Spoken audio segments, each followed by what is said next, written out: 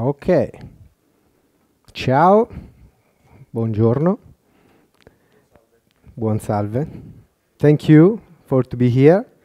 It's not easy to choose this track because this is a topic under the HR cap. So this conference is full of fantastic technical sessions. So I would like to thank you and remember that your precious hard skill should be valued from the company where you work, and you should be proud to work in your company. So in this little talk, I will share with you our main goal, obviously under the HR cap, and a theory and the culture that we use to find our way, improve the recognition, so our mission, our goal that we have understood from the theory, declare a coin, our idea, and I will share with you some results. I have a background in design and interfaces, but recently in the last years I'm focused on the people's processes in Claranet Italia. So, our main goal is building a company where people are proud to work. Okay, it sounds like we want a world without words, or maybe we need all the planets aligned, but obviously we would like to understand how to build a company where people are proud to work. We would like to know what are the next steps to be closer to this objective, okay? So we will use this objective, this goal, like our guide principle, because day by day we would ask, are we making a step closer to our goal or not? So we start to build a company based on 3 principles, okay? Transparency, trust, inclusivity. For example, about transparency, we share the budget information for all employees. It's not so common that every employee receives this kind of information, and the company learn how to use these informations, okay? We have a public playbook. For example, the 18% of our knowledge base is public, okay? We are a clear criteria. For example, we use very often the Jürgen Appelo 7 levels delega, and we have the no taboo approach. No taboo means that transparency every time, everywhere, also when the discussion is a little bit out from the comfort zone. About trust, okay, we leave every employee to the auto-organization, teams, units, service line, also the client teams, okay? Everyone can auto-organize by themselves. And we don't use control tools.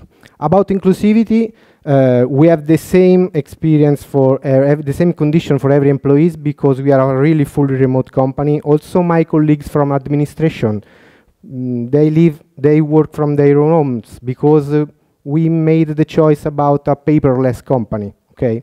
Every employee has the same conditions. We have an open governance that is more inclusively than a traditional governance.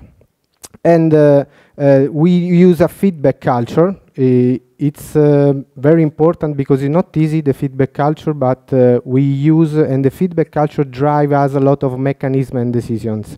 And we have a minimal hierarchy, and it's transversal. It's not so we could avoid, for example, the silos between C-levels or something like that. So we try to keep very small and very flat our hierarchy. But okay, fantastic slide, fantastic words. But we should be careful, because we could build a golden prison. Okay, that is golden, but it's still a prison. Okay, we should pay attention to the most important value of a services company. And what is the main important thing of a services company? The people, okay? The people is also the main cost from a budget point of view. So we should care about the most precious resource that we have, okay? So we start to learn the theory about what we can do with our people to have a step closer to our goal, so to build a company where people are proud to work. And we read the self-determination theory from Daisy and Ryan, and the theory says that all humans have three basic psychological needs, okay? The autonomy, relatedness, and competence. Autonomy, because people need to decide by their own. Relatedness, because every people need to care about and to be cared about someone, okay? People need to be connected without any other motives. And competence, because obviously we would like to be involved, we would like to be challenged in something, alone, with the team, with the company. And these three needs work in an environment with two main factors, very important factors, the motivation and the fears. So motivation and fears are two factors that push a lot in the self-determination, okay? The motivation are an accelerator, obviously, because it's the positive feedback. The fears, unfortunately, is the negative factors, because it causes what in HR is called the negative spirals, okay? It's something that when it happens, you need to do something as soon as possible. It's like a ball of snow. It could become bigger day by day and more dangerous, okay? But our goal is to build a company where people are proud to work. So we need to push the gas over the motivation. That could be a nice driver for the self-organization, okay? Self-organization and the motivation as a couple of different motivation, intrinsic, extrinsic. So intrinsic is some that inside, interior, okay? And extrinsic is something that could happen in the environment. So this could be a path for us, because the extrinsic motivation is something that the company could create. We can touch this point, okay, to make a process to increase the motivation. So the motivations has also three leverage points: satisfaction, recognition, and rewards. And every employee has a touch point, the internal, the external, and the social. The internal obviously is something from the interior of the person, very personal. External is something that happens around every person. And social is very powerful because it's merged, it's in the middle. You can touch something of internal, but with an external action, and could be a drive for us. The relative match is satisfaction, obviously is an internal, and it's very difficult image to create a process or something that can touch for every employee the internal locus, because you need to know every employee's their expectations. So it's another work. So we move with the rewards and the recognition. Rewards at first look could be easy and easier than recognition, because we can say, okay, tomorrow we will increase the salary, so we can push over the motivation. But it's not so easy, because you can do a disaster from the budget point of view, and the salary is something very sensible, and you need to keep very, very balanced between the value of each employee and the salary.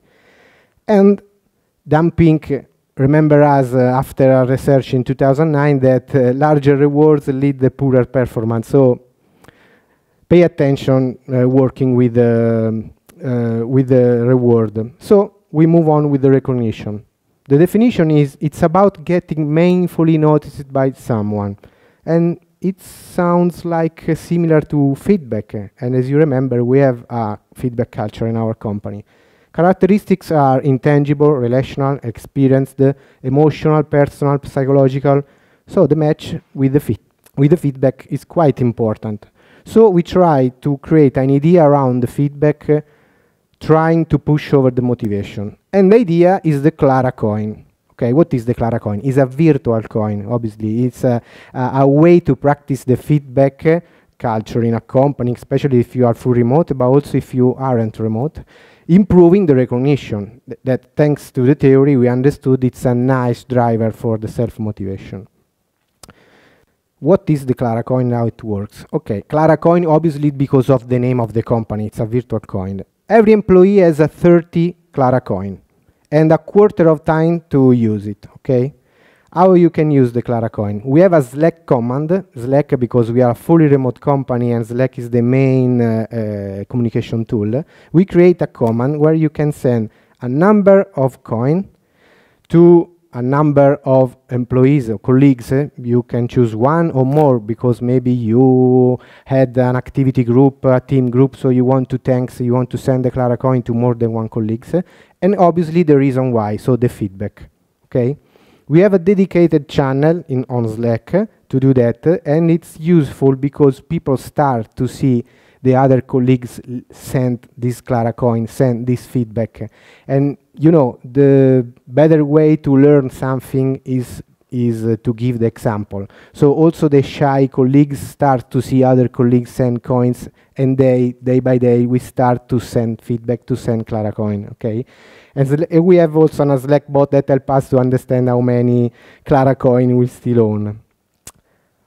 Plus, every end of the quarter, we have plenary event, 15 minutes, to draw the winner. Okay, why the winner? We were speaking about send feedback and Clara coin because we would like to celebrate the end of the quarter. Okay, and we extract 3 interactions. Okay, one interaction is made by a couple of pairs of colleagues, because the colleagues who sent the Clara coin and the colleagues who received. Okay, so we extract 3 interactions, 6 employees, and they will win a fun gadget, very cheap gadget.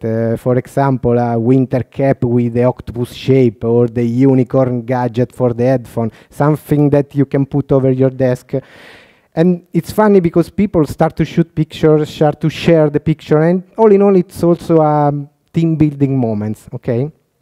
And between the 6 employees extracted, we extract the real winner, and the real winner will win an Amazon gift voucher, okay? So this is a screenshot of the last extraction, where my colleague Simone, he's a cloud engineer, he won the Amazon gift voucher with Diego. Diego sent the Clara coin, the feedback, and Simone received. Christian, Davide, Federico, and Hugo won the fun gadget, okay? And the ball that you see, I don't know if you can see it from your seats, the golden ball is composed by every feedback interactions, okay? So it's really the total number of interaction that we have had in the last quarter. So, all in all, the Clara coin, it's a playful implementation of feedback, and we should keep in mind that it's a useful exercise to leave the feedback. If you know the feedback culture, it is complex and it's very hard to learn how to leave the feedback and how to receive the feedback, okay? This exercise helps to start to leave the feedback, okay? It's a nice practice, it's useful. It improves the recognition that, thanks to the theory we learn, it's a social locus of intrinsic motivation, so we can push over the motivation and increase the self-determination. And create an happy moment, as I said, a little bit of team building moment. It's a cheap solution because we are speaking about less than 1 hour per year, and a couple of days of free to build the interface that you have seen, so nothing special. And it's easy to scale up because we don't have a lot of constraint, okay? I want to share with you some results. In the last quarter, we sent 1,530 Clara coin. The IT Slack channel became immediately after 1 or 2 or 3 months an European channel because of the interest of the other countries. Clarinet France, so another company of the same group, asked to us how to scale up this process, because France is bigger than the Italian country. They are not fully remote, they have headquarters, so we will meet at the end of January, speaking together and decide how to scale this process. It's useful because all in all, it's a way to create a synergy between company and countries of the same group. And people send Clara coin also in private channel, and it's fantastic because you can choose. The command works in a private channel or in the public channel, but the people can choose if it's a private feedback, they want to be more reserved, so it works. And when people run out of Clara coin, they start to send virtual beer. It's fantastic because you can see, you can imagine at the end of the quarter a lot of be emoticon pop up on the Slack channel, and it's a nice feedback because people don't send the Clara coin only because of the opportunity to win the Amazon gift voucher. They send the Clara coin for the needs, for the value to leave a feedback to our colleagues, okay? So, and the last slide, I will tell you about the anti-pattern. Don't share the Clara coin database because it's not a ranking tool. To be the first of the chart doesn't mean that you are the most valuable employee. Receiving a lot of feedback does not mean that you are the best, so it's not a ranking tool. Don't share. Using Clara coin obviously doesn't mean then we are practicing the culture feedback. No, if you are interested in the culture feedback, please read before the book. I suggest you the book from Stone and Hinn. Thanks for the feedback, because it's a very deep and complex argument, so learn first. And obviously using a Clara coin does not mean that, oh yes, now we have a company where people are proud to work. No, as I said, maybe we are closer to this objective, to this goal.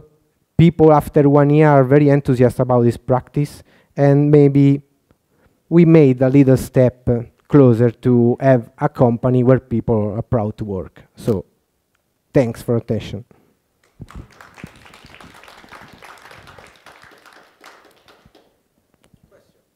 Question, if you have question, I'm available also out of the room. Someone else want to use the same tool is a public plugin for Slack, or is just private for your company? I think it's an open source, you know, maybe better than me. It's an open source project, so you can contribute. Yes, you give me a nice idea. I should share the link of the GitHub project. You can search, or maybe you can contact me. I will tell you. Well, we will meet France in the end of January. We will speak about it. So I think that we can increase and improve this project, this tool. Now it works with Slack because Slack is our main tool, but I think every tool that has APIs is possible to do something like that. Thanks, Daniele. Other question?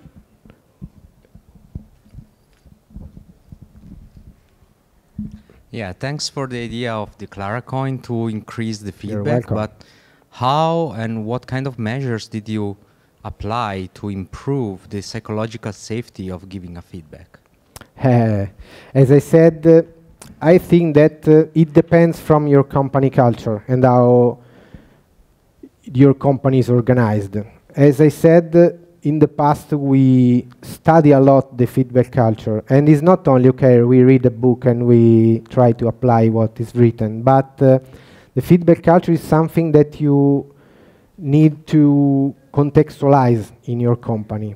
And you can use it's similar to the Agile, okay? Agile give you the principle, but doesn't give to you the rules, okay? Give you some tools, some principle. It's a little bit the same for the feedback culture. And as you said, it works if you achieve a minimum level where people feel good, feel friendly to leave feedback. Because leave feedback takes energy. It's not easy to say something to your colleague because maybe you don't know. You still don't know very well. It's the first time that you meet or you work together with.